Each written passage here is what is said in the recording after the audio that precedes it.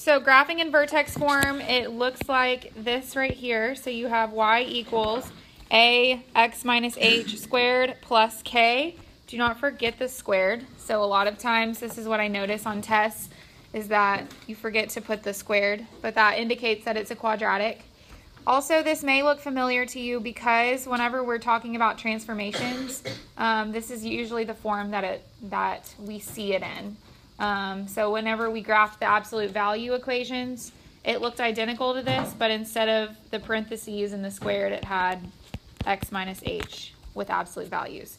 So it's graphed the exact same way as you would an absolute value graph, except now we have a quadratic instead of it making a V, it makes a parabola. So the vertex is at HK. Remember that you switch the sign of H and then you keep the sign of K. So whatever's in parentheses, you switch the sign, then you keep the sign of K. Then my axis of symmetry is at x equals h. So you'll have a dashed vertical line at whatever your h is. Remember that the graph opens up if you have a positive a, and the graph opens down if you have a negative a. So same rules apply. Also, we talked about in 5.1, if your a value is a number that is greater than or equal to 1, then you can use it as a slope. So you can go one x value away on each side if it is greater than or equal to 1. If it's a fraction, then you cannot do that. You have to just plug in for a value, plot a point, plot any x value. So let's look at number 1. I'm going to scroll down really quickly.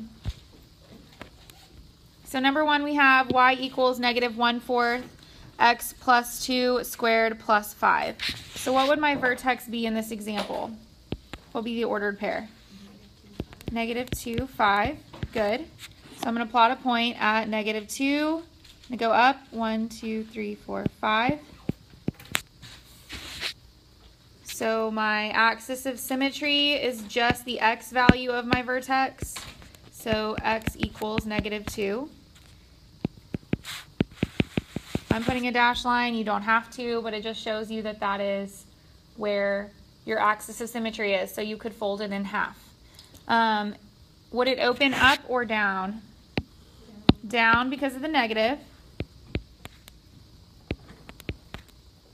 So if it opens down, that means you have a maximum. Now, if I want to graph it, this is an example where I have a fraction as the a value. So I can't just go down 1/4. It won't work. So my suggestion is to choose an x value that you think will be easy to plug in as an x value. Since you have a 1/4 in front, it would be easy to find an x value that is going to be able to cancel the 4 on the bottom or cancel the denominator to be 1/4. So you can choose any x value, but I'm going to say let's choose x equals 0. So what is my y-intercept? And choosing x equals 0 every single time will work. So maybe you want to just say, like in your mind right now, I'm going to choose x equals 0 every single time. That will work. So if I plug in x equals 0, I'm going to get negative 1/4. 0 plus 2 is just 2 squared plus 5. So what I did is I just plugged in x equals 0. Then if I were to solve this, negative 1/4, 2 squared is 4 plus 5. And then negative 1/4 times 4 becomes what? If I multiply the negative 1/4 and the 4, negative 1 plus 5 equals 4. So I have an ordered pair at 0, 4.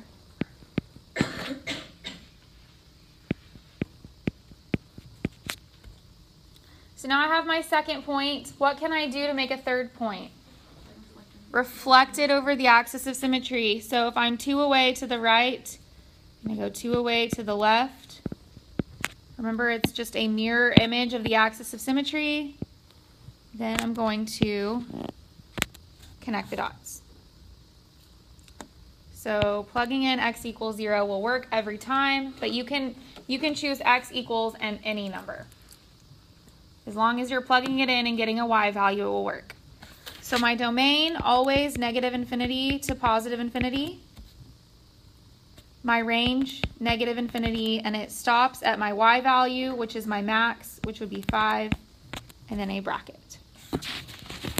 So now if I were to talk about the transformations that occurred, so based on my original problem, I have 1, 2, 3, 4 transformations. So what are they? So reflects x-axis, good. Vertical compression by 1/4. Good. Left 2, up 5. Okay, so with number 2, I have a vertex at -3, -1. My axis of symmetry is just that x value, which would be x equals -3. You can put a dashed line there if you want. Then to graph it, I can, since my a value is just a 1, I can go up 1 over 1 on each side. I also graphed this point right here at 0, 8. What would I call that point? That's the y-intercept, yes. Whenever you're graphing, I do want the y-intercept. I will normally prompt you to find it and graph it. I think just on these notes I didn't include a y-intercept blank, but my y-intercept would be 0, 8. So when you're graphing, I do want you to graph the y-intercept. And I got 0, 8 by plugging in x equals 0. So to find my y-intercept, it's going to be 0 plus 3 squared minus 1. 3 squared minus 1 gives me 9 minus 1, which is 8. So finding the y-intercept in vertex form is a little bit harder than it was standard form, because in standard form it's just your last number, and it's really easy to just look at it and know what it is. On vertex form, it takes a little bit of work, but you're plugging in x equals 0 to find your y-intercept. And then the transformations that occurred, I just went left 3 and then down 1. So that was vertex form. The last way, or the third form of graphing a quadratic, is intercept form. One thing that I do want to mention is that if you have the same graph and you write it 3 different ways, your a value is the same for all 3 ways. So your vertical stretch or compression is going to be the same no matter what. So if it were 2, and it would be 2x squared in standard form, there would be a 2 in front of the parentheses for vertex form, and there would be a 2 in front of the parentheses for intercept form. So your a value is going to be consistent through all 3 forms. Then you have x-intercepts at P and Q. So these are my x-intercepts. And that is just where it crosses the x-axis in the graph. They are also called roots, zeros, and solutions. So all 3 of those things mean the same thing.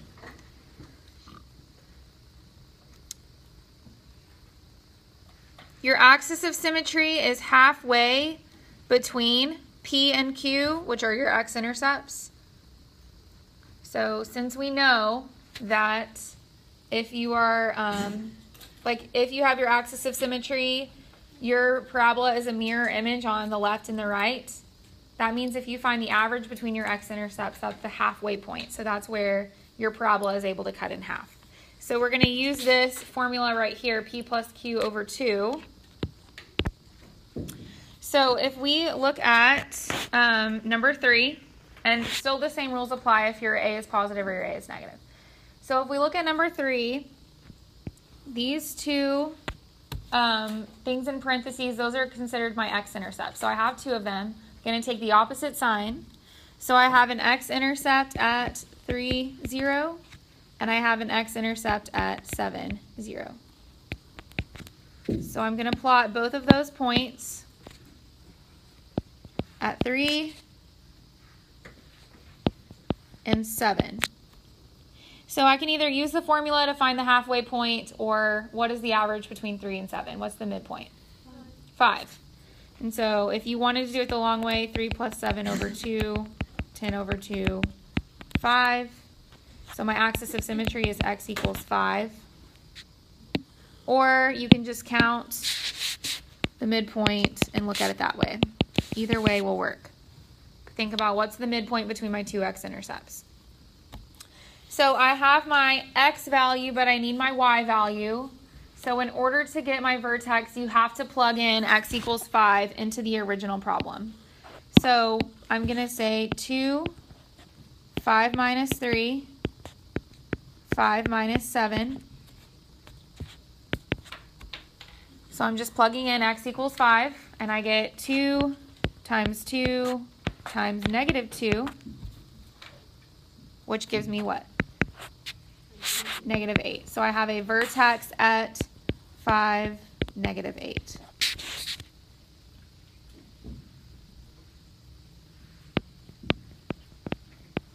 Then you can just connect the dots. Yes? What did you do to get the outcome of the other side? Yes. So I plugged in x equals 5. Also, you could, to get 2 more points if you wanted, remember that the slope is 2, so you could go up 2 over 1, up 2 over 1 from your vertex.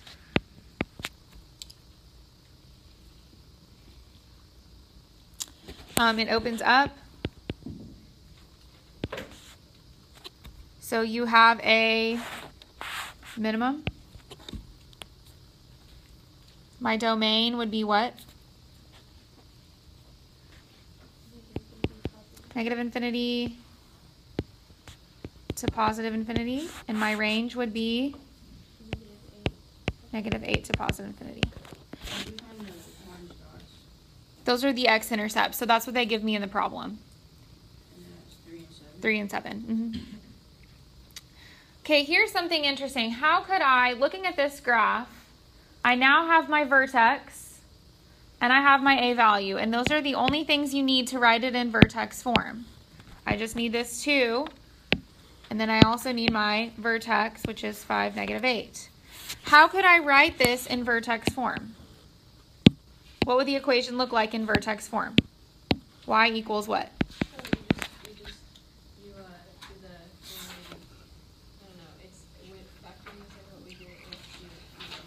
You could FOIL it to get it into standard form, but I only need this 2 and this 5, negative 8, and I can put it into vertex form.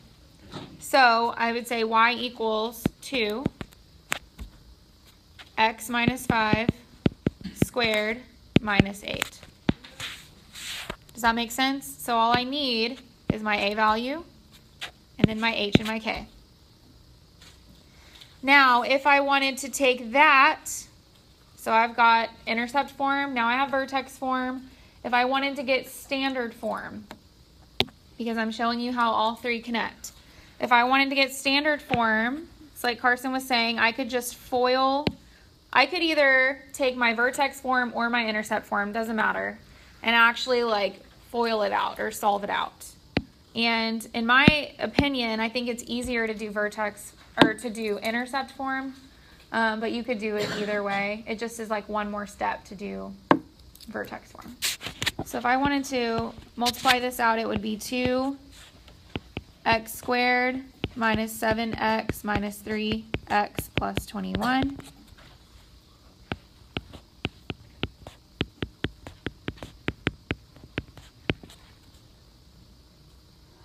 Then combine my like terms, and then distribute the 2.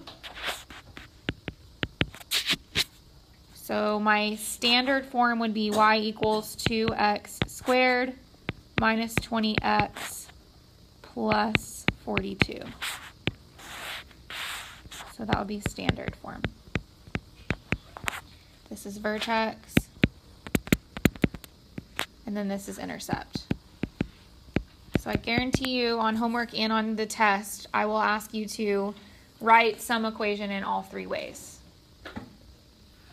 So for intercept, you just need the x-intercepts. For vertex form, you just need your vertex and the a value. And then for standard form, you're just multiplying it out. But you'll notice that in all three forms, my 2 or my a value is consistent. It's always a 2, or it's always your same a value in front. So I want you to try number 4, and I want you to put it into vertex and standard form as well. Okay, so for number 4, my x-intercepts are at -1 and 5. To find your axis of symmetry, you find the midpoint between those two. So -1 plus 5 divided by 2, 4 over 2 equals 2. So I have an axis of symmetry at x equals 2. And I plug in 2 into the original formula to get, so when x equals 2, y equals 9. So I just got that by plugging in x equals 2 to get my ordered pair at 2, 9. That would be my vertex. It opens down because you have a negative a value. My a is -1. And then that means it has a maximum. My domain is -infinity, +infinity. My range would be -infinity to 9. I could also put points here because of the slope. To get it in vertex form, all you need is your a value. So a is -1. And then my vertex, which is 2, 9. So vertex form is -1, parenthesis, x minus 2 squared plus 9. Then to get standard form, you can either choose to multiply out your intercept form or your vertex form, but you'll end up with the same answer if you do it correctly. And you should get -x squared plus 4x plus 5. And you can see my steps for multiplying right here. Okay, last one, try number 5. First off, it says, is this in vertex form or intercept form? What do you think? Vertex. Looks like vertex, but what if I wrote it like this?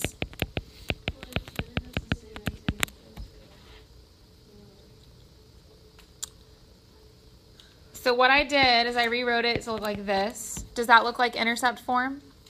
Yes. So all that means is that I just have one x-intercept, and it is at 5, 0. It only hits it once. So my vertex is at 5, 0, but also my x-intercept is at 5, 0. So it just means that your vertex and your x-intercept are the same. So it's technically in both. It's both. Crazy. It just means it only has one x-intercept, and it also conveniently is the vertex, which would be 5, 0. And then wouldn't that also be your line of symmetry? So my axis of symmetry would be x equals 5. How would you reflect it? So since I don't have like 2 points for the x-intercepts, I'm going to have to come up with a third point. But I can use this a value, right? So that means how can I get my other 2 points? I can do the slope. So if I start at 5, 0, my slope is -2. So that means I'm going to go down 2 over 1, down 2 over 1 on each side. And then I can connect the dots. If I didn't have like an a value bigger than 1, if it were a fraction, then I could just plug in x equals 0 and get a y value and then reflect it. So my x-intercept, so I only have one of them, and it's at 5, 0. It opens down, which means I have a maximum.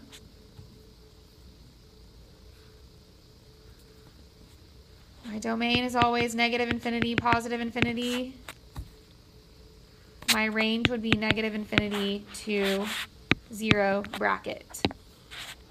Okay, let's do one last thing. Let's put it into, so it's already in vertex and intercept form. This, I guess, technically could be your intercept form if you want to just write it like this.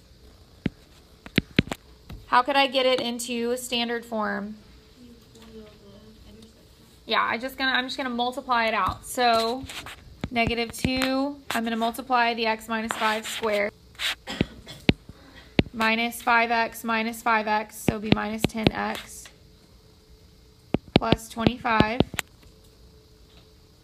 Then I'm going to distribute the -2, so you get -2x squared plus 20x minus 50. And that would be my standard form.